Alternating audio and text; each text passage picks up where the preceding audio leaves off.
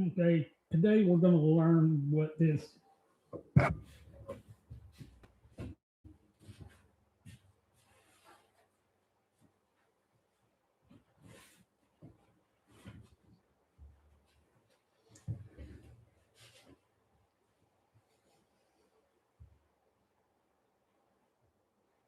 you will be asking, what is this that the doctor has just diagnosed me with? Today, let's learn a little bit about it.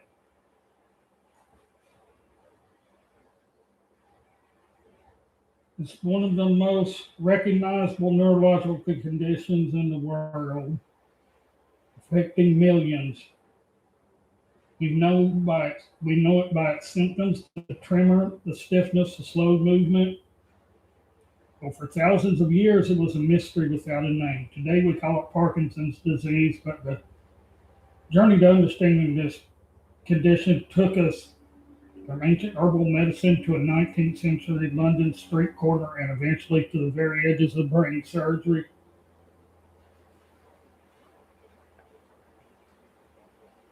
While we think of Parkinson's as a modern diagnosis, ancient civilizations were watching it closely. 1000 BCE in India, a condition called Campovada was described, characterized by shaking and loss of motion.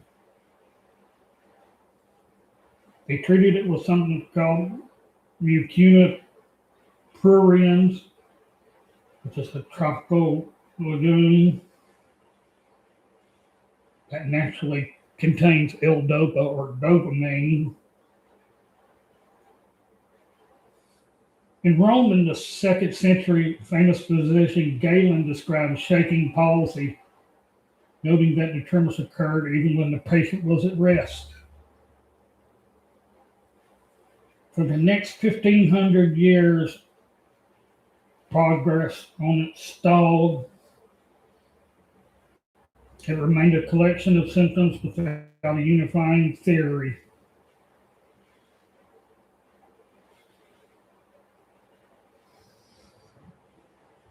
In 1817, an English apothecary named James Parkinson published a short book titled An Essay on the Shaking Palsy. He didn't have a lab or an MRI, he simply used observation. He watched people in his neighborhood and in his practice, noting a specific pattern: involuntary tremulous motion, which is tremors, loss of muscle power, and propensity to lean forward.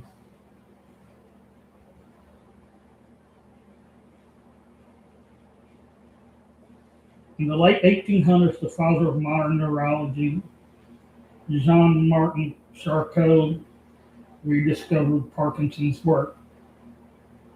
Charcot did two things. He refined the symptoms, distinguishing Parkinson's from multiple sclerosis,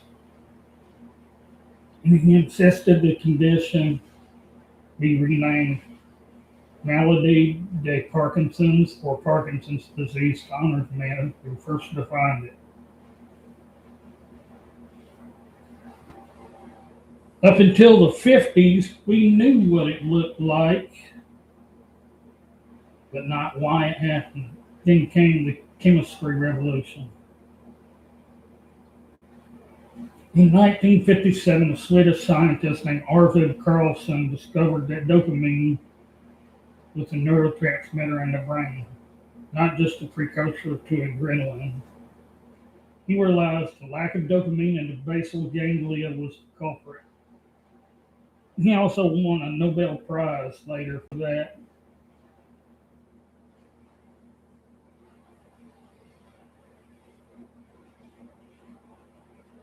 In the 60s, all of this had led up to miracle molecule levodopa, or also known as L-dopa.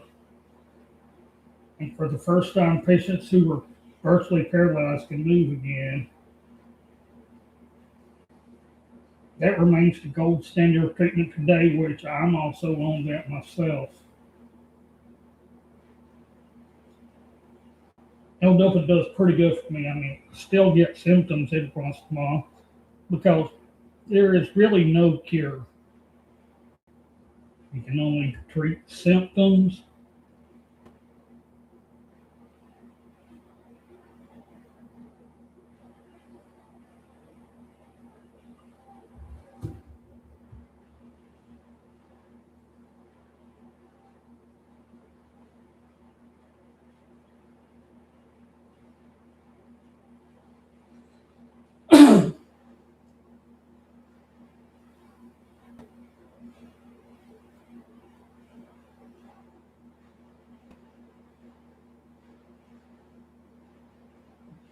In the late 20th century, you had new tools, one called deep brain stimulation in the 90s. The FDA approved what they call DBS, deep brain stimulation, which is essentially a pacemaker for the brain. It uses electrodes that are implanted in your brain with a pat. They sort of put right here under your collarbone, uses electrodes to block the signals that cause tremors. And there's also a couple of specific genes like what they call LRRK2 that help us understand why some people develop it.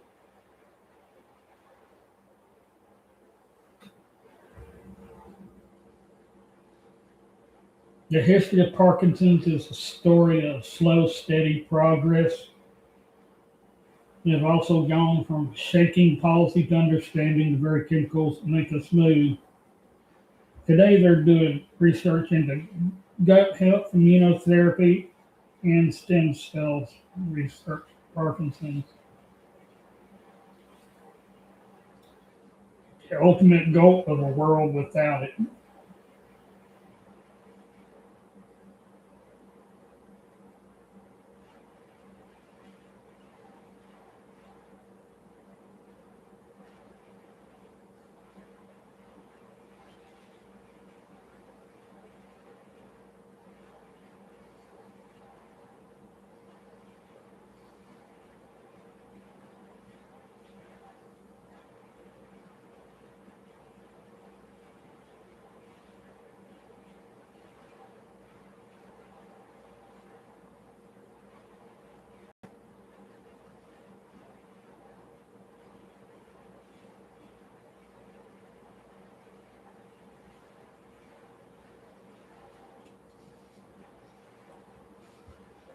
The way my journey with Parkinson's started was May 16th, 2024. I had a stroke. I went in for surgery to unclog my carotid artery here on my left side. That was May 16th. Well, I'd say around mid to late December 2024. I'd been seeing a neurologist and she noticed tremors, resting tremors, shake more when I'm at rest and I'm doing something. And the way she diagnosed me was she come out to the waiting room. Me and my sister were there. I had her go back there with me too. She walked me and my sister to her exam room. Well, she was behind me when I was walking, watching my gait, see if I was walking different than I should. And another symptom a lot of people don't realize, they hear Parkinson's and they think, oh my God, Michael J. Fox. No, there's some people that go their whole life with Parkinson's and never develop a tremor. But one thing I didn't know they watched for, and I didn't realize I've been doing it for years, what's lack of, when you walk, arms swing, when you got Parkinson's, it doesn't. And then we went in there in her office and she had me do a few tests. She had me stand up. She was behind me, cross my arms over my chest, and she would push me to see how I handled that. I mean, I stumbled a little bit forward, but never fell. She had me.